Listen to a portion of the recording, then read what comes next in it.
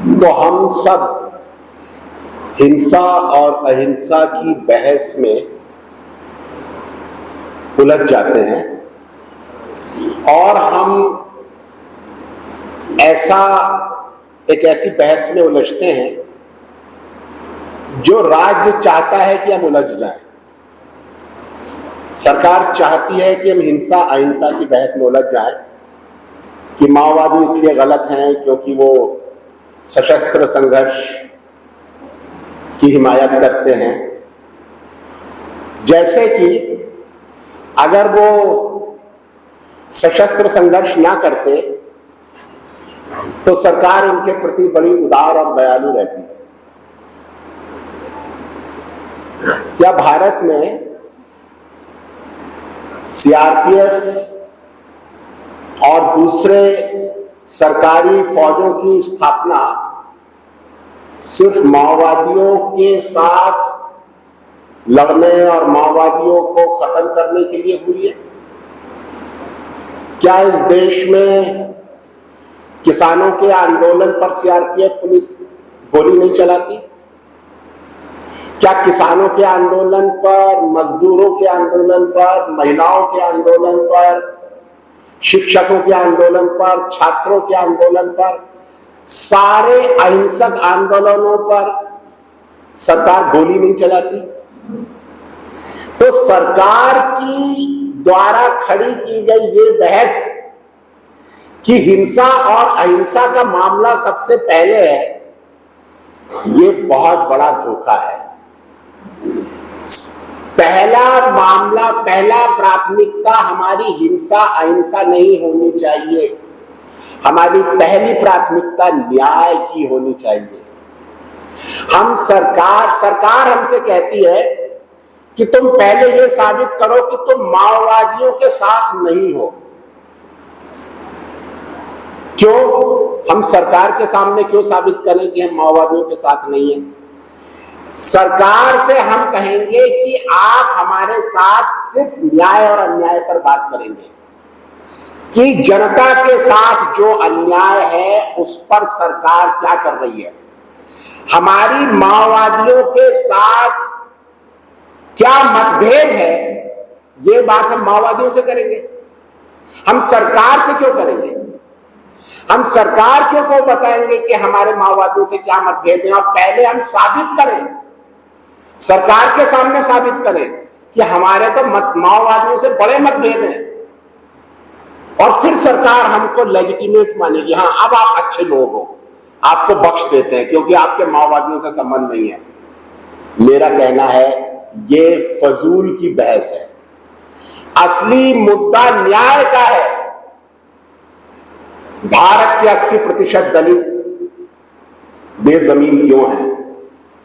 भारत के दलित और पिछड़े समुदायों की महिलाओं के साथ लगातार बलात्कार उनको लेकर राज्य और न्याय व्यवस्था इतनी क्रूर क्यों है?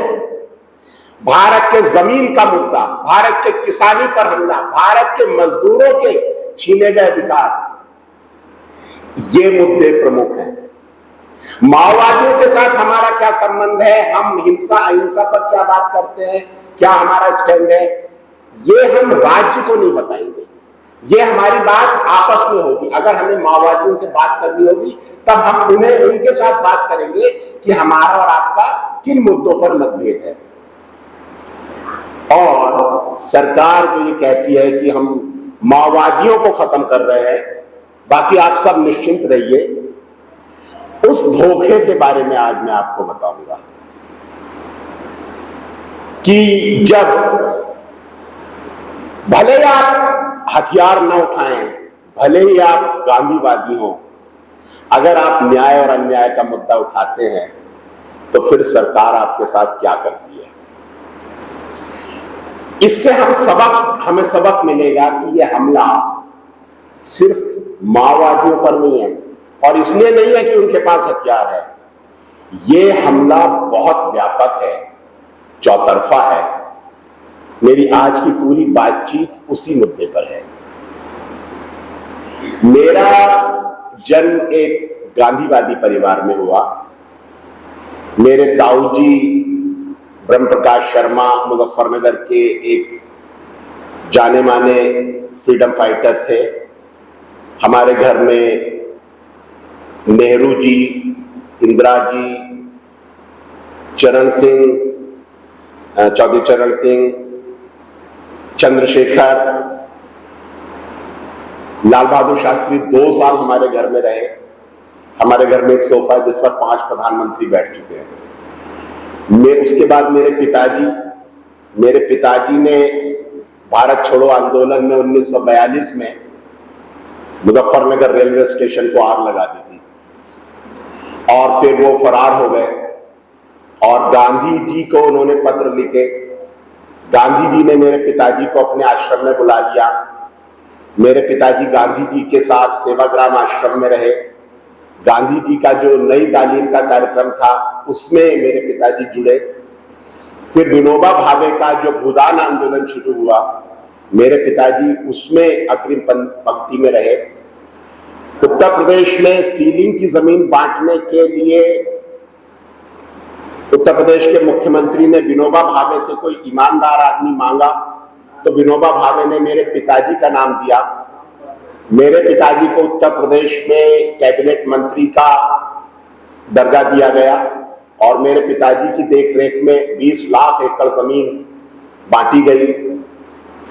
और जब पिताजी वापस आए तो भूमिहीन थे। तो पिताजी से ही हम इंस्पायर हुए, उनसे प्रेरणा ली हमने। और पिताजी कहते थे हमारे कि गांधी जी ने कहा था कि नौजवानों को गांव में जाना चाहिए और काम करना चाहिए गांव में रहकर, वरना हमारा लोकतंत्र गुंडों का लोकतंत्र बन जाएगा। तो अपनी शादी के 20 दिन बाद मैं और मेरी पत्नी दिल्ली से अपना सूटकेस पैक करके छत्तीसगढ़ चले गए और वहां दंतेवाड़ा जिले के एक गांव कमलनार में हमने एक पेड़ के नीचे अपने सूटकेस रख दिए और वहां हमने आदिवासियों के साथ रहना शुरू कर दिया। हमने आदिवासियों के बच्चों को पढ़ाना, महिलाओं के साथ स्वास्थ्य, शिक्षा, पेयजल, इन मुद्दों पर काम शुरू किया। नौजवानों के साथ काम शुरू किया और धीरे धीरे हमारा काम बढ़ता गया और एक वक्त ऐसा आ गया कि हमारे स्टाफ का संख्या 1000 हो गई। हम लोग बहुत बड़े इलाके में काम करने लगे। उनके सामुदायिक स्वास्थ्य, सामुदायिक शिक्षा, खेती, आजीविका, SHG, बहुत बड़ा काम हो गया। मुझे ऑनरेडी मजिस्ट्रेट अपॉइंट कर दिया गया। मैं डिस्ट्रिक्ट जज के साथ बैठकर समझौते के मुकदमे सुनता था। कंज्यूमर फोरम का जज बन गया। सुप्रीम कोर्ट की संस्था NALSA, national legal aid services authority के हमारी संस्था को सदस्य बनाया गया और हमारे बहुत बड़े इलाके में काम शुरू हुआ। सारी सरकारी डिपार्टमेंट्स की जो एडवाइजरी कमेटीज होती थी उसमें हम मेंबर होते थे और हम सरकार की आंख का तारा बन गए थे। और फिर कहानी ने एक टर्न ले लिया। उसी दौरान एक नया आर्थिक रिजीम भी आ रहा था जिसको LPG कहते हैं, लिबरलाइजेशन, प्राइवेटाइजेशन, ग्लोबलाइजेशन, निजीकरण, उदारीकरण और वैश्वीकरण। और इस प्रोसेस में अमीर देशों की पूंजी गरीब देशों की तरफ दौड़ रही थी और ये पूंजी जा रही थी प्राकृतिक संसाधनों पर कब्जा करने के लिए। लैटिन अमेरिकी देशों में जा रही थी, वहां पर एक्टिविस्टों की हत्याएं, समुदाय जो आदिवासी वहां पर हैं उनके नेताओं की हत्याएं। अगर कोई प्रधानमंत्री या राष्ट्रपति बीच में आ रहा है तख्ता पलट करवा देते थे, उनकी हत्याएं हो जाती थी। अफ्रीका में कबीलों की आपसी लड़ाइयां। ये जो नया आर्थिक दौर आया इसने पूरी दुनिया में जाकर प्राकृतिक संसाधनों पर कब्जे शुरू किए।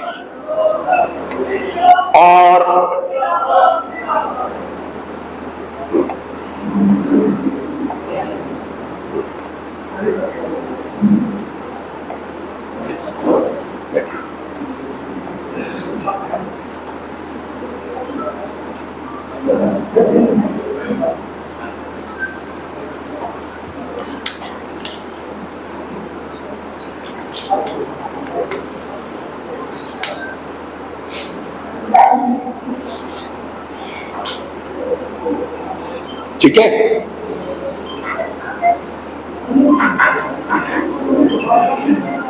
तो ये जो उदारीकरण, निजीकरण, वैश्वीकरण की प्रक्रिया थी, इसकी पूंजी आ रही थी और ये लैटिन अमेरिकी देशों में, अफ्रीका में और साउथ एशिया में भी आ रही थी।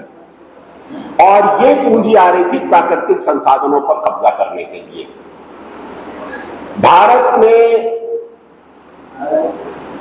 ये 91-92 में शुरू हुआ और छत्तीसगढ़ में 2005 में वहां बीजेपी की सरकार थी, सेंटर में कांग्रेस की सरकार थी। छत्तीसगढ़ में बीजेपी की सरकार ने 100 कंपनियों के साथ एमओयू किए, मेमोरेंडम ऑफ अंडरस्टैंडिंग, और सरकार कहती है कि हम नक्सलवादियों को इसलिए मारते हैं क्योंकि नक्सलवादी भारत के संविधान को नहीं मानते। तो हम सरकार से पूछते हैं कि तुम मानते हो संविधान को?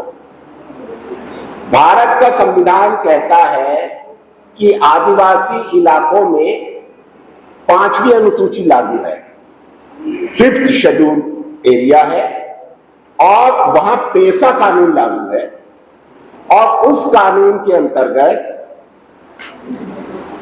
कोई भी जमीन, चाहे वो फॉरेस्ट लैंड है, चाहे वो रेवेन्यू लैंड है, चाहे वो प्राइवेट लैंड है, सरकार कोई भी जमीन बिना ग्राम सभा की इजाजत के नहीं ले सकती। ये पेशा कानून के अंतर्गत प्रावधान है। और उसमें ये प्रावधान है कि अगर जमीन लेनी है तो कलेक्टर पहले एक नोटिफिकेशन निकालेगा, ग्राम सभा उसको या तो एक्सेप्ट करेगी या रिजेक्ट कर सकती है। अगर आदिवासियों ने रिजेक्ट कर दिया तो सरकार कुछ नहीं कर सकती। अगर एक्सेप्ट कर लिया तो फिर दूसरी ग्राम सभा होगी और उसमें कलेक्टर मौजूद रहेगा, आपके यहां डीसी कहते हैं, वो मौजूद रहेगा, और गांव वाले खुद रिहैबिलिटेशन और कंपनसेशन डिसाइड करेंगे। ग्राम सभा डिसाइड करेगी कि इनको जमीन के बदले कितनी जमीन दी जाएगी, कुएं के बदले क्या दिया जाएगा, आम के बगीचे के बदले में क्या दिया जाएगा, इनकी पत्नी को क्या रोजगार दिया जाएगा, बेटे को क्या दिया जाएगा। एक व्यक्ति का रिहैबिलिटेशन और कंपनसेशन पैकेज ग्राम सभा तय करेगी, फिर दूसरे व्यक्ति का, तीसरे व्यक्ति का, ऐसे गांव के हर एक नागरिक का, आदिवासी का रिहैबिलिटेशन और कंपनसेशन ग्राम सभा डिसाइड करेगी। और लैंड एक्विजिशन और प्रोजेक्ट शुरू होने से पहले ये पूरा रिहैबिलिटेशन और कंपनसेशन कंप्लीट कर लिया जाएगा। पहले कंपनसेशन और रिहैबिलिटेशन हो जाएगा, उसके बाद आप जमीन ले सकते हैं। लेकिन छत्तीसगढ़ सरकार ने क्या किया? छत्तीसगढ़ सरकार ने 5000 गुंडों को राइफलें दे दी, सरकारी 303 राइफलें, और उनसे कहा कि आप लोग स्पेशल पुलिस ऑफिसर हैं, एसपीओ, आपको 1200 रुपए सैलरी मिलेगी। पहले 1200 फिर 1500 कर दी। और इनके साथ पैरामिलिट्री फोर्सेस, सीआरपीएफ, बीएसएफ को जोड़ दिया और पुलिस को जोड़ दिया, और इनसे कहा कि ये गांव खाली कराओ। और ये फोर्सेस, अब वह आदिवासी बहुत सीधे अपना जंगल में रह रहे हैं, खूबसूरत जंगल है, और ये 10,000 लोग राइफलें लिए हुए, हथियार लिए हुए दौड़ते हुए उनके गांव पर हमला कर रहे हैं। आदिवासी जंगल में भागते थे इनसे बचने के लिए। नौजवान भाग सकते हैं, बच्चे नहीं भाग सकते। बच्चों को पत्थरों पर पटक कर मारा गया, बुजुर्ग नहीं भाग सकते, बुजुर्गों की हत्या की गई, महिलाएं नहीं भाग सकती, महिलाओं के साथ बड़े पैमाने पर बलात्कार किए गए। एक गांव को जलाते थे, लोग जंगल में छिप जाते थे, फिर दोबारा वापस आते थे फोर्सेस के वापस जाने के बाद, फिर कोशिश करते थे कि टूटे हुए बर्तनों में खाना बना लें, जंगल से पत्ते ले आए, फिर से झोपड़ी बना लें, फिर उस गांव पर फोर्स का हमला होता था। एक एक गांव पर 20-20 बार हमला हुआ और इस तरह से सरकार ने 650 गांव जला दिए। 650 घर नहीं कह रहा हूं, 650 गांव। और इन गांव में रहने वाले 7 लाख आदिवासियों को विस्थापित कर दिया गया। इसमें से आधे के करीब आसपास के राज्यों में पलायन कर गए। छत्तीसगढ़ को अगर आप देखें तो छत्तीसगढ़ का जो दंतेवाड़ा है वो उत्तर भारत का आखिरी सिरा है, वहां से दक्षिण भारत शुरू हो जाता है। तो दंतेवाड़ा से एक तरफ महाराष्ट्र लगा हुआ है, गढ़चिरौली, दूसरी तरफ आंध्र प्रदेश, अभी तेलंगाना लगा हुआ है, और तीसरी तरफ उड़ीसा लगा हुआ है। तो आदिवासी आंध्र प्रदेश, उड़ीसा और महाराष्ट्र में पलायन कर गए। आधे आदिवासी जंगलों में छिप गए और बहुत सारे आदिवासियों को जेलों में ठूंस दिया गया। दुनिया की सारी जेलों में इंटरनेशनल रेड क्रॉस को जाने की इजाजत है, लेकिन छत्तीसगढ़ की जेलों में इंटरनेशनल रेड क्रॉस को जाने की इजाजत नहीं है। मेरा साथी कोपा कुंजाम जेल गया और उसने लौटकर बताया कि जेल में हमें 2 घंटे सोने को मिलता था, क्योंकि जेलों में इतने ज्यादा आदिवासी भर दिए गए हैं कि जगह ही नहीं है सबके सोने के लिए। तो एक शिफ्ट 2 घंटे सोती है, फिर उनको उठा दिया जाता है, फिर दूसरी शिफ्ट सोती है। इस तरह 2-2 घंटे की शिफ्ट में आदिवासी सोते हैं। और छत्तीसगढ़ की जेलों में जो निर्दोष आदिवासी महिलाओं को पकड़ पकड़ के जेलों में बंद किया गया, उनकी हालत के बारे में सोनी सोरी ने बताया। सोनी सोरी एक वक्त में मेरी स्टूडेंट रह चुकी थी, अभी हमारी साथी हैं वो।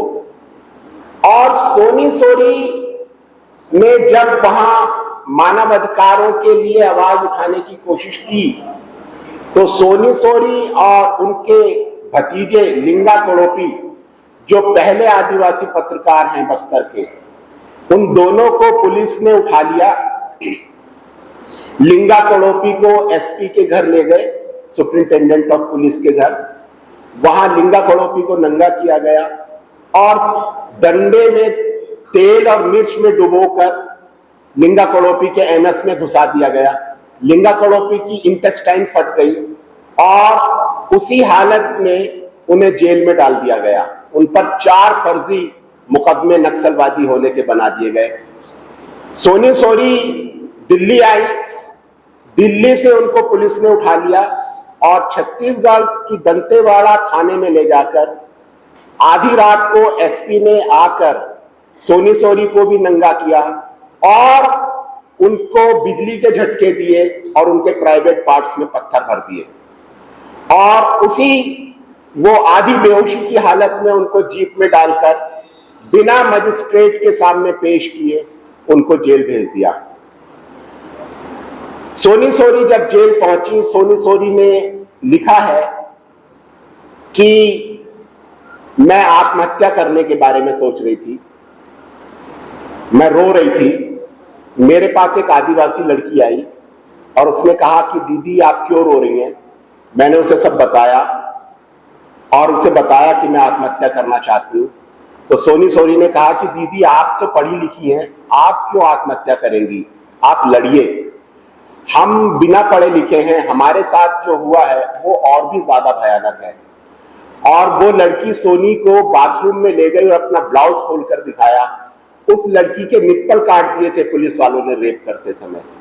और उसने बताया कि ऐसी कई लड़कियां हैं जेल में जिनके शरीर पर थाने में बिजली से जलाए जाने के निशान हैं। वहां 12 साल, 14 साल, 16 साल की लड़कियों को, आदिवासी लड़कियों को पुलिस वाले जंगल से पकड़कर लाते हैं, महीनों तक रेप करते हैं, प्रेग्नेंट हो जाती है, जेलों में डाल देते हैं नक्सली कह के। सोनी सोरी ने जब ये सब मुझे बताया तो मैंने एक फेसबुक पर पोस्ट लिखी और मैंने कहा कि सरकार इन आरोपों की जांच कराए और अगर मेरा ये आरोप झूठा पाया जाए तो मुझे जेल में डाल दिया जाए।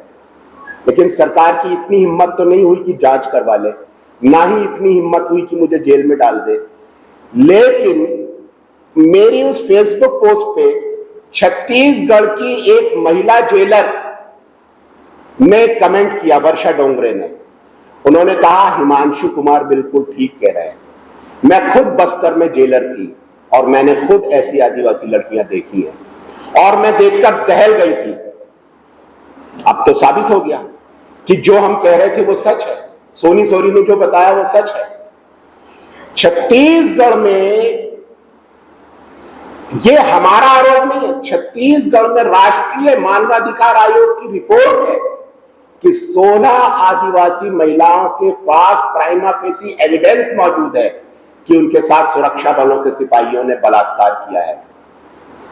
उसके बाद क्या हुआ? उसके बाद कुछ नहीं हुआ, क्योंकि बलात्कार की फाइल पर पीड़िता का नाम नहीं लिखा जाता है, उस पर लिखा जाता है एक्यूज्ड वर्सेस स्टेट, आरोपी बनाम राज्य। बलात्कार राज्य के विरुद्ध अपराध है, लेकिन अगर राज्य ही बलात्कार कर रहा है तो फाइल पर क्या लिखा जाएगा? राज्य बनाम राज्य। सिस्टम कोलैप्स कर गया। जिसके ऊपर रक्षा की जिम्मेदारी थी वो हमलावर बन गया। छत्तीसगढ़ में लगातार हत्याएं और बलात्कार होते रहे और हम लोग जो वहां काम कर रहे थे गांधीवादी तरीके से, हमारा आश्रम था 16 एकड़ में, हम लोग स्वास्थ्य शिक्षा पर काम कर रहे थे और जिन लोगों के साथ काम कर रहे थे उन्हीं लोगों पर हमला होने लगा। वहां जो 650 गांव जलाए गए और 1000 गांव को घेर लिया सिक्योरिटी फोर्सेस ने, उन गांवों में जो भी फूड रिलेटेड स्कीम्स थी, आंगनबाड़ी, राशन दुकान, मिड डे मील, सारी बंद कर दी, हेल्थ फैसिलिटीज, और 1000 गांव को घेर लिया ताकि आदिवासी बाजार ना आ सके, चावल ना खरीद सके, भूख से मर जाए, जंगल छोड़ दें, भाग जाए। हमने यूनिसेफ से कहा कि ये जो 1000 गांव घेर लिए गए हैं इसमें अंदर बच्चे भी हैं, वो बच्चे भूख से मर जाएंगे, हमें सर्वे करना चाहिए। हमने यूनिसेफ के साथ एक सर्वे शुरू किया। हमारे 3 आदिवासी कार्यकर्ता इंद्रावती नदी के पार गए सर्वे करने और पुलिस ने सीआरपीएफ ने हमारे कार्यकर्ताओं को किडनैप किया। मैं दिल्ली में था और मुझे खबर आई कि आज रात को सीआरपीएफ आपके कार्यकर्ताओं को काट के इंद्रावती में फेंक देगी, बचाना है तो बचा लो। हमारे पिताजी की साथी निर्मला देशपांडे जो उस समय राज्यसभा सदस्य थी, इंदिरा गांधी की बहुत नजदीक थी, मैंने उनसे कहा, मैं उनको बुआ जी कहता था कि बुआ जी हमारे कार्यकर्ताओं को आज मार दिया जाएगा। तो उन्होंने उस समय के जो होम मिनिस्टर थे शिवराज पाटिल, उनसे कहा, उन्होंने डीजीपी को कहा और अगले दिन मेरे तीनों कार्यकर्ताओं को थाने में मुझे वापस दिया गया। एक कार्यकर्ता का हाथ तोड़ दिया गया था, दूसरे कार्यकर्ता के दांत तोड़ दिए गए थे, तीसरे कार्यकर्ता का कान का पर्दा फट गया था। हमने प्रेस कॉन्फ्रेंस की कि सरकार ये कर रही है मानवाधिकार कार्यकर्ताओं के साथ, और उसी दौरान मेरे पास एक लड़की आई, उसका नाम सोनिया भास्कर है, वो भी मेरी स्टूडेंट रह चुकी थी, उसे मैंने पढ़ाया था, फिर वो आंगनवाड़ी कार्यकर्ता बन गई थी। वो मेरे पास लंगड़ाती हुई आई और उसने बताया कि सीआरपीएफ वालों ने उसको पहले डंडों से पीटा, जब वो बेहोश हो गई तो उस लड़की की चोटी में रस्सी बांधी और फिर सीआरपीएफ वाले ने अपने पैर में वो रस्सी बांधी और उस लड़की को, बरसात हो रही थी, कीचड़ था गांव में, उस लड़की को बेहोशी की हालत में गांव की गलियों में चोटी में रस्सी बांधकर घसीटा, फिर उसको 15 और मर्दों के साथ कीचड़ में लिटाकर पुलिस वाले, सीआरपीएफ वाले उनके ऊपर कूदे, फिर उनको हाथ पैर रस्सी से बांधकर मालगाड़ी रुकवाकर उसमें बकरों की तरह फेंक दिया, फिर थाने वाले स्टेशन पर उनको प्लेटफॉर्म पर, पत्थर के प्लेटफॉर्म पर बकरों की तरह फेंक दिया, 24 घंटे उनको हवालात में रखा और 24 घंटे बाद उनको भगा दिया। वो लड़की मेरे पास आई, उसका इंटरव्यू मैंने रिकॉर्ड किया, वो इंटरव्यू अभी भी यूट्यूब पर मौजूद है, और वो इंटरव्यू लेकर मैं नेशनल वीमेंस कमीशन के अध्यक्ष गिरिजा व्यास के पास पहुंचा। गिरिजा व्यास कहने लगी, मैं तो आपके पिताजी की शिष्य रह चुकी हूं, मैं जरूर कार्रवाई करूंगी, लेकिन उसने कुछ नहीं किया। उल्टा कलेक्टर ने उस आंगनबाड़ी कार्यकर्ता को बुलाया और कहा कि अब अगर तुमने मुंह खोला तो तुम्हें नक्सली केस में फंसाकर जेल में डाल दिया जाएगा। उसके बाद हमारे पास आदिवासी आने लगे, क्योंकि अगर आपके ऊपर कोई हमला करे तो आप कहां जाएंगे? आप पुलिस के पास जाएंगे, लेकिन पुलिस हमला करे तो कहां जाएंगे? तो आदिवासी नक्सलियों के पास चले जाते थे, नक्सली जन अदालत लगाते थे, सजा देते थे पुलिस वालों को। लेकिन अब आदिवासियों को एक और एवेन्यू मिल गया, एक और चैनल मिल गया कि वो हमारे पास आने लगे, और हमने आदिवासियों की बातें सुनना शुरू किया, और हमारी जो ऑर्गेनाइजेशन थी वो एक वेलफेयर ऑर्गेनाइजेशन से ह्यूमन राइट ऑर्गेनाइजेशन में कन्वर्ट होने लगी। और हम तो नालसा के मेंबर थे, हम तो जज के साथ गांव में लीगल एड कैंप लगाते थे, और उसमें हम गांव के आदिवासियों को ये भाषण देते थे कि आपके साथ अगर अन्याय हो तो कोर्ट में आइए, अपनी गरीबी को न्याय प्राप्ति में बाधा मत बनने दीजिए, आपको नालसा की तरफ से फ्री वकील मिलेगा। ये हम भाषण देते थे गांव में, जज हमारे साथ बैठता था। तो जब आदिवासियों के साथ अन्याय हुआ, हमने कहा यही तो करना है हमको, हम आदिवासियों को लेके कोर्ट चले गए। हमने 522 केस फाइल कर दिए। अब सरकार ये समझती है कि कानून जनता के लिए बना है, और सरकार का यह अधिकार है कि वो जनता की गर्दन पकड़ के कोर्ट में पेश करे और जनता को सजा दिलवा दे। लेकिन अगर जनता यही काम करे, जनता सरकार की गर्दन पकड़ के कोर्ट में ले जाए, तो सरकार नाराज हो जाती है। यही हुआ, जब हम आदिवासियों को कोर्ट में ले गए तो सरकार नाराज हो गई, और फिर आज जो बुलडोजर मुसलमानों के घरों पर चलाया जाता है बिना अदालती आदेश के, पहला बुलडोजर बीजेपी का हमारे ऊपर चला 2009 में। 17 मई 2009 2000 पुलिस वाले सशस्त्र, साथ में एंटी लैंडमाइन टैंक, मशीन गनें लगी हुई जीपें हमारा आश्रम घेर लिया, गांधीवादी आश्रम, और 4 बुलडोजर लेके आए, और जिसमें हॉस्पिटल, लाइब्रेरी, सरकार का अपना लगाया हुआ telephone tower, community telephone tower जो आदिवासियों के लिए लगा हुआ था, training halls, dormitories, office, residence, पूरा मिट्टी में मिला दिया। 18 साल का पुरानी मेहनत, पूरी करोड़ों रुपए लगे थे, 4 घंटे के अंदर पूरा मिट्टी में मिला दिया। गांधीवादी आश्रम। हमने कहा कोई बात नहीं, लड़ाई लड़ी जाएगी। हम लोग एक किराए के मकान में शिफ्ट हो गए, और तभी वहां, हाँ, ये जो डिमोलिशन हुआ, इससे पहले एक और घटना घटी थी। वहां एक पुलिस ऑफिसर है, उसका नाम है मुदराज। मुदराज ने 8 जनवरी को सिंगारम गांव में जाकर अपने 200 और पुलिस वालों के साथ 4 लड़कियों से रेप करके उनका पेट फाड़ दिया चाकू से, 15 आदिवासियों को लाइन में खड़ा करके गोली से उड़ा दिया। हम वो मामला लेकर छत्तीसगढ़ हाईकोर्ट गए। छत्तीसगढ़ विधानसभा में कांग्रेस के एमएलएज ने वॉकआउट किया। 30 एमएलए सस्पेंड हुए कांग्रेस के, और वो मामला हमने हाईकोर्ट में दायर किया। उसके बाद हमारे आश्रम पर ये बुलडोजर चला। हम किराए के मकान में चले गए। फिर वो जो मुद्राज है,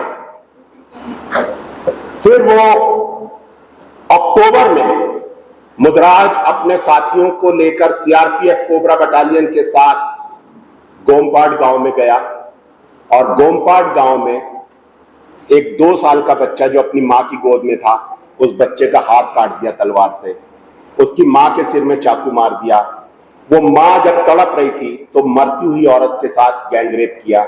उसकी 8 साल की मौसी का गला काट दिया, नानी के ब्रेस्ट काट दिए, नाना का पेट फाड़ दिया, पड़ोसी का पीनस काट दिया, 16 आदिवासियों को तलवारों से काट दिया।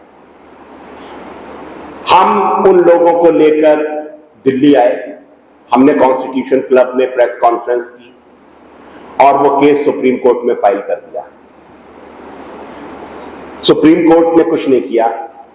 उसके बाद मुद्राज फिर उस गांव में गया और वहां मड़कम हिड़मे नाम की 19 साल की एक लड़की को घर से खींचा, उसको जंगल में घसीट कर ले जाने लगे। उसकी पड़ोस में रहने वाली रिश्तेदार जिसकी गोद में 6 महीने का बच्चा था, उसने बचाने की कोशिश की तो डंडों से मारा।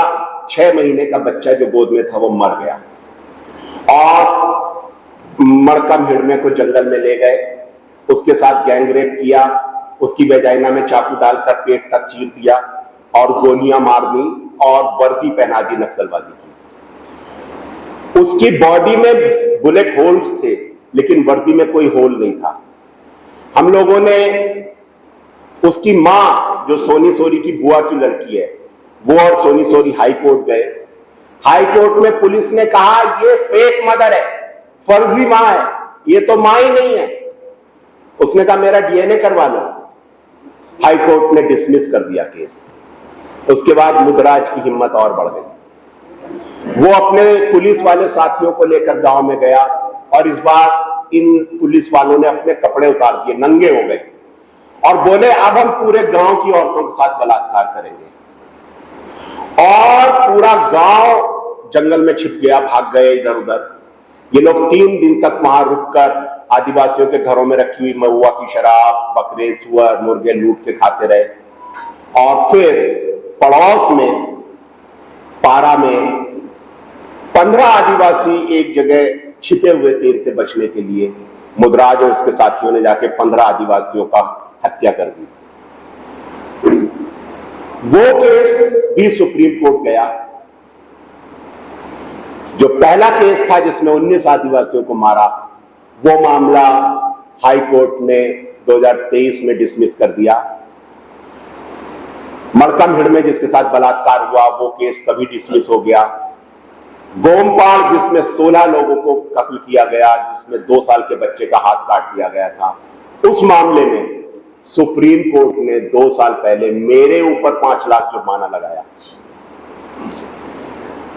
और उस जजमेंट में लिखा गया है कि हिमांशु कुमार और इनके जैसे जो भी लोग सरकारी सुरक्षा बलों की कार्रवाइयों के खिलाफ कोर्ट में आते हैं, इन सबके खिलाफ एफआईआर करो, इन सबकी जांच करो और इनको दंड दो। सुप्रीम कोर्ट कह रहा है कि अब अंबानी अडानी के लिए आपकी जमीन जब पुलिस छीनेगी और आप विरोध करोगे तो आपको पुलिस गोली से उड़ा सकती है। संविधान में जो पहला अधिकार है एक नागरिक का, वो अधिकार है जिंदा रहने का अधिकार, राइट टू लाइफ, कि हम जिंदा तो रह सके कम से कम, ये तो मेरा अधिकार है। सुप्रीम कोर्ट के उस फैसले ने वो अधिकार भारतीय नागरिक से छीन लिया है। और सिर्फ ऐसा नहीं है कि उसी मामले में ऐसा हुआ है, उसके बाद कई मामलों में solicitor general Tushar Mehta court में बोलता है, सुप्रीम कोर्ट में, एड्स मेट्टा जिसमें 9 आदिवासियों को पूजा करते समय गोली से उड़ा दिया था सीआरपीएफ ने, उस मामले में तुषार मेहता बोला है कि पीयूसीएल के छत्तीसगढ़ के अध्यक्ष डिग्री प्रसाद चौहान जो पेटिशनर हैं, इनके ऊपर भी वैसा ही फाइन लगाओ जैसा आपने हिमांशु कुमार के ऊपर लगाया था। नुनकातोंग वाला जिसमें 15 आदिवासियों की हत्या हुई, उसमें आंध्र प्रदेश की ह्यूमन राइट ऑर्गेनाइजेशन के ऊपर तुषार मेहता ने कहा है इनके ऊपर भी वैसा ही फाइन लगाओ जैसा आपने हिमांशु कुमार के ऊपर लगाया था। अब ये प्रेसिडेंस बन गया है। अब अगर आपकी हत्या पुलिस करेगी तो आप कोर्ट नहीं जा सकते, आपके ऊपर एफआईआर हो जाएगी, आपका राइट टू लाइफ खत्म कर दिया गया है। और छत्तीसगढ़ में ऐसा नहीं है कि मैं ये सब पुराने किस्से सुना रहा हूं, अभी सब राम राज्य आ गया है। अभी 2023 में दिसंबर में भाजपा सरकार फिर से सत्ता में आई, 10 दिसंबर को जनगणना हुई, 12 दिसंबर को सरकार बनी और 1 जनवरी 20 दिन बाद 6 महीने की बच्ची को गोली से उड़ा दिया गया। पूरे साल में 400 आदिवासियों की हत्या की गई, जिसमें 14 साल की लड़की है, 16 साल की गूंगी लड़की है जिसके साथ गैंगरेप करके मारा गया। दिसंबर महीने में 4 बच्चों को गोली मारी गई। लोगों के गांवों के ऊपर, आदिवासियों गांव के ऊपर बॉम्बिंग की गई है, शेलिंग, जो भारत पाकिस्तान बॉर्डर पर होती है वो शेलिंग की गई है। मैं लिखता रहा कि पूरी दुनिया में कोई सरकार अपने नागरिकों पर बमबारी नहीं कर सकती, ये बैन है, लेकिन छत्तीसगढ़ में अपने नागरिकों पर इसी साल बॉम्बिंग की गई है, बमबारी, और किसी ने ध्यान नहीं दिया। और अभी तक 500 आदिवासियों और नक्सलवादियों, जिसमें आदिवासी नक्सलवादी भी हैं और आंध्र प्रदेश के भी हैं, उनकी हत्या की गई है, जिसमें लगभग 150 महिलाएं हैं। अगर एक भारतीय नागरिक को मारना हो सरकार के द्वारा तो उसका लंबा प्रोसेस है। पहले जिला अदालत से उसको फांसी की सजा दी जाएगी, फिर हाई कोर्ट में मामला जाएगा, फिर सुप्रीम कोर्ट में जाएगा, फिर राष्ट्रपति के पास जाएगा।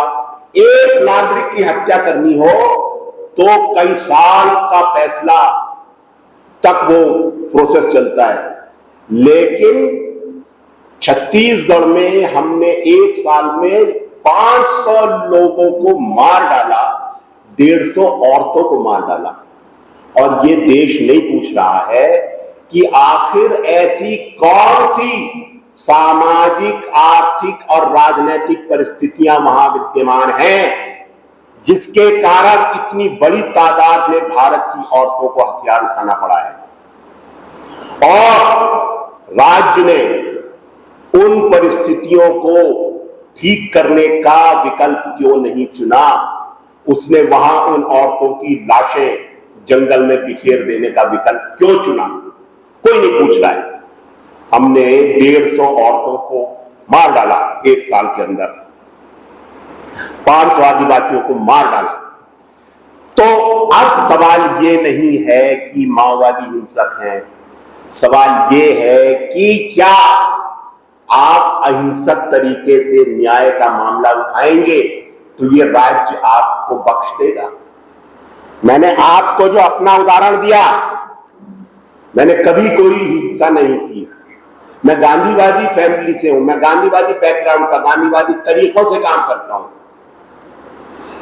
अगर गांधीवादी तरीके से आप काम करेंगे तो क्या ये राज्य आपको बख्श देगा? तो सवाल हिंसा अहिंसा का नहीं है। ये राज्य हिंसा का सबसे बड़ा उत्पादक है और ये लगातार हिंसा उत्पन्न कर रहा है। और इस बारे में दो लोगों ने हमें पहले ही चेतावनी दे दी थी कि अगर आप ये रास्ता लोगे तो यहां पहुंचोगे जहां आज हम पहुंच गए हैं। और उन दोनों का नाम है हम ये मानते हैं कि दोनों के विचार बहुत विपरीत हैं, लेकिन दोनों एक ही बात कह रहे हैं। एक है भगत सिंह और दूसरे हैं गांधी। दोनों एक बात कह रहे हैं। क्या कह रहे हैं? भगत सिंह कह रहे हैं जब उन्हें फांसी की सजा सुना दी गई और वो लाहौर जेल में बंद हैं, तो भगत सिंह एक खत लिखते हैं पंजाब के गवर्नर के नाम, और उस खत में भगत सिंह कहते हैं, आपने फौजी बलों का सहारा लेकर भारत की जनता के संसाधनों को लूटने के लिए उस पर एक सशस्त्र हमला किया है, और ये युद्ध अंग्रेजों के जाने के बाद खत्म नहीं होगा। भले ही गोरे चले जाएं और काले लोग कुर्सी पर बैठ जाएं, लेकिन ये लड़ाई चलती रहेगी। और हमने इस युद्ध का जवाब देने का फैसला किया है, इसलिए आप हमें युद्ध बंदी घोषित करिए और हमें फांसी देने की बजाय गोली से उड़ा दीजिए। क्या कह रहे हैं भगत सिंह? युद्ध। आजादी के बाद से आज तक एक भी गवर्नमेंट के द्वारा किया गया लैंड एक्विजिशन हमें बता दीजिए जहां सरकार ने बंदूकों का इस्तेमाल नहीं किया है, जहां पुलिस का इस्तेमाल नहीं किया है। पुलिस यानी सरकार की आर्मी। आर्मी का मतलब इंडियन आर्मी मत समझिए। आर्म, बंदूक को अंग्रेजी में आर्म्स कहते हैं। जो भी सरकार की तरफ से आर्म्स लेकर आता है वो सरकार की सेना है। हर लैंड एक्विजिशन जो पूंजीपतियों के लिए किया गया, जितनी जमीनें छीनी गई है, भारत के संसाधन छीने गए पूंजीपतियों के लिए, हर बार सरकार ने हथियारों का इस्तेमाल किया है, सेना का इस्तेमाल किया है। और सेना का इस्तेमाल कहां होता है? युद्ध में। संसाधनों के लिए सरकार के द्वारा अपनी ही जनता के विरुद्ध युद्ध कभी रुका ही नहीं है। लगातार भारत की सरकार अपने नागरिकों के साथ एक युद्ध में लगी हुई है, एक दिन के लिए भी नहीं रुका है। और दूसरा जो भगत सिंह ने कहा था कि संसाधन और मेहनत कश की श्रम को लूटने के लिए एक मजदूर जो एक दिन में 1 लाख का प्रोडक्शन करता है, उसको बदले में मिलता है 400 रुपया, 500 रुपया। अगर मजदूर ये कहे कि मुझे जस्टिफाइबल मजदूरी तो दे दो, इतनी मजदूरी तो दे दो कि मैं अपने बच्चों को स्कूल भेज सकूं, बीवी का इलाज करा सकूं, मेरी मजदूरी बढ़ाओ नहीं तो मैं हड़ताल करूंगा, फिर क्या होता है? फिर कौन आता है? फिर वही सरकार की सेना आती है और मारती है उनको। इतने पैसे में काम करना पड़ेगा। तो लोगों के संसाधन और उनका श्रम लूटने के लिए सरकार लगातार एक युद्ध में लगी हुई है। और गांधी क्या कहते हैं? गांधी कहते हैं अंग्रेजी विकास का मॉडल शैतानी मॉडल है। हिंद स्वराज में लिखते हैं गांधी, अंग्रेजी विकास का मॉडल शैतानी मॉडल है। अंग्रेजी विकास के मॉडल में कहा जाता है कि जिसके पास भौतिक सामग्री ज्यादा है वो विकसित है। अगर आपके पास ज्यादा बड़ा बंगला है, ज्यादा बड़ी गाड़ी है, बहुत पैसा है, तो आप बहुत डेवलप्ड हैं, बहुत विकसित हैं। और अगर आपके पास साइकिल है, कुटिया है, काम चलाऊ पैसा है, तो आप पिछड़े हुए हैं। गांधी कहते हैं प्रकृति ने सबको बराबर दिया है। आपके पास ज्यादा तभी हो सकता है जब आप दूसरे के हिस्से का ले लें। दूसरा देगा नहीं तो आप छीनेंगे, और छीन आप तभी सकते हैं जब आपके पास ताकत होगी। गांधी कहते हैं अंग्रेजी विकास के मॉडल में सिर्फ ताकतवर का विकास होगा, कमजोर पीछे रह जाएगा। गांधी कहते हैं कि अंग्रेजों के बारे में कहा जाता है कि अंग्रेज अपने इस डेवलपमेंट मॉडल को सस्टेन करने के लिए सारी दुनिया में युद्ध करते हैं। अंग्रेजों के बारे में कहा जाता था कि अंग्रेजी राज में कभी सूरज नहीं डूबता, लेकिन यह भी सच है कि अंग्रेजी राज में कभी खून नहीं सूखता। अंग्रेज लगातार युद्ध करते थे सारी दुनिया में। गांधी ने कहा कि अगर भारत अंग्रेजी विकास का मॉडल अपनाएगा तो भारत किससे युद्ध करेगा? गांधी ने कहा लिख कर रख लो, इस विकास के मॉडल से युद्ध निकलेगा और एक दिन तुम अपने गांव पर हमला करोगे और तुम बर्बाद हो जाओगे। आज हमारे सबसे ज्यादा पैरामिलिट्री फोर्सेस के सिपाही कहां हैं? वो आदिवासी इलाकों में क्या करने गए हैं?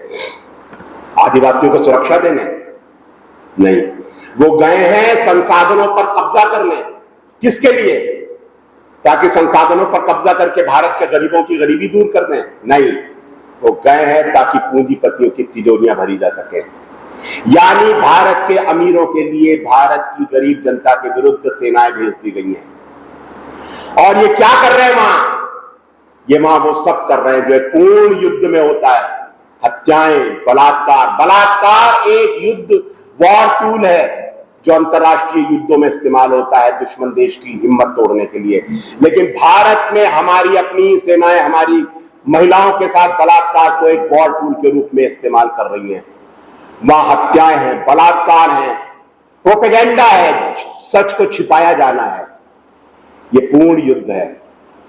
इसको कहा जाता है hidden war of India, Bharat का छिपा हुआ युद्ध। लेकिन बुरी खबर यह है कि यह युद्ध फैलेगा, क्योंकि पूंजीवाद रुकेगा तो मर जाएगा। पूंजीवाद का लक्षण ही है, वो रुकता है तो मर जाता है। क्योंकि पूंजीवाद को दो चीजें चाहिए, प्राकृतिक संसाधन और श्रम। और पूंजीवाद प्राकृतिक संसाधनों को लोग के लिए, प्रॉफिट के मैक्सिमाइजेशन के लिए ओवर एक्सप्लॉइट करता है, उसको एग्जॉस्ट कर देता है, संसाधन खत्म हो जाते हैं। और दूसरा वो क्या करता है? वो मजदूर की मजदूरी घटाता है, उसके काम के घंटे बढ़ा देगा, मशीनें लगा लेगा, मजदूरों की संख्या कम कर देगा, छटनी कम कर देगा। उससे बाजार में लोगों की परचेजिंग पावर कम हो जाती है और पूंजीपति का माल बिकना बंद हो जाता है। लेकिन पूंजीवाद सुधरता नहीं है, वो नए इलाकों पर हमला करता है, नए इलाकों पर कब्जा करता है। दुनिया में जितने भी युद्ध हैं वो सारे पूंजीवादी युद्ध हैं, कैपिटलिस्ट वॉर हैं। दुनिया का कोई युद्ध इसलिए नहीं है कि मुसलमान बड़े आतंकवादी बन गए हैं और अमेरिका उनको लोकतंत्र सिखाने जा रहा है। दुनिया के सारे युद्ध पूंजीवाद के लिए हैं। तो पूंजीवाद अपने संसाधनों को खत्म कर देता है और फिर नए इलाके पर संसाधनों पर कब्जा करने पहुंच जाता है। पूंजीवाद छत्तीसगढ़, झारखंड, उड़ीसा, आदिवासी इलाके, मणिपुर, लद्दाख, इन आदिवासी इलाकों में रुकेगा नहीं। पूंजीवाद का अगला निशाना भारत की कृषि है। और आप लिख कर रख लो, कुछ ही सालों में आपके गांव में सीआरपीएफ वैसे ही बैठेगी जैसे आज छत्तीसगढ़, झारखंड, उड़ीसा में बैठी है। पूंजीपति अगला कब्जा भारत की एग्रीकल्चर लैंड पर करेगा और वो कब्जा बंदूक के दम पर होगा। ये पूंजीवादी युद्ध आपके दरवाजे बहुत जल्दी आने वाला है। तो सवाल ये नहीं है कि माओवादी गलत हैं और जो लोग जिन्होंने हथियार नहीं उठाए वो सही हैं। सरकार की नजर में पूंजीवाद का और सरकारी गठजोड़ का विरोध करने वाले, न्याय की मांग करने वाले सारे लोग उसकी हिट लिस्ट में हैं। आपने बंदूक उठाई है या नहीं उठाई है, इस बात से कोई फर्क नहीं पड़ता। अगर आप गरीब के पक्ष में हैं, अगर आप किसान की तरफ हैं, मजदूर की तरफ हैं, दलित की तरफ हैं, तो आप सरकार के दुश्मन हैं। आज हमारी कुछ पार्टी सोच रही है, अरे नक्सलवादी मर रहे हैं, मरने दो, हम बचे रहेंगे। आरएसएस ने 1925 में स्थापना के समय कहा था हमारे दुश्मन मुसलमान, ईसाई और कम्युनिस्ट हैं, और वो सबको अर्बन नक्सल कहते हैं। मोदी सबको अर्बन नक्सल कहते हैं। वो हर बुद्धिजीवी को नक्सलवाद और कहते हैं कि ये हमारे दुश्मन है। वो कहते हैं कि दो तरह के नक्सल हैं, एक बंदूक वाले और एक कलम वाले। अगर आप बुद्धिजीवी हैं और आरएसएस का समर्थन नहीं करते हैं, उनके झूठ को स्वीकार नहीं करते हैं, तो हमला आप पर भी होगा। इसलिए यह सवाल नहीं है कि हमारी माओवादियों से विचार मिलते हैं या नहीं मिलते हैं। आप अगर गांधीवादी हैं, आप सीपीआई वाले हैं, सीपीएम वाले हैं, किसी भी पार्टी में, आपके ऊपर हमला होना है। अगर आप गरीब की तरफ हैं तो आप भी हमले की जद में हैं। इसलिए अगर हमारे साथ माओवादियों के साथ हमारे मतभेद हैं तो हम उनसे निपट लेंगे, हम उनसे बात करेंगे, लेकिन हम सरकार के सामने यह साबित नहीं करेंगे साहब हम अलग हैं, माओवादी अलग हैं। हम बात करेंगे न्याय और अन्याय की। आदिवासी के साथ आप क्या कर रहे हैं, पूंजीवादी युद्ध के बारे में हम सरकार से बात करेंगे। आइए मिलकर बात करें, मिलकर लड़ें। यह समय पीड़ित के साथ खड़े होने का है। यह समय यह नहीं है कि हमारे माओवादियों के साथ क्या मतभेद हैं, क्योंकि वो लोग हैं जो पीड़ित के दुख से द्रवित होकर जिन्होंने हथियार उठाए और अपनी जान दे दी। लगातार वो मारे जा रहे हैं, किस लिए? ताकि लोगों के साथ अन्याय न हो। जो लोग अपनी जान देने को तैयार हैं, हमसे कहा जाता है हम उन्हें देशद्रोही कहें। जिन्होंने भारत के गरीबों, आदिवासियों, दलितों की लड़ाइयां लड़ी, अपनी जान दी, लगातार हमसे कहा जा रहा है उनको कहो कि ये देशद्रोही है। हम नहीं कह सकते। बहुत बहुत शुक्रिया, आप लोगों ने वक्त दिया। और अब हम सीमा आजाद को सुनेंगे। बहुत शुक्रिया।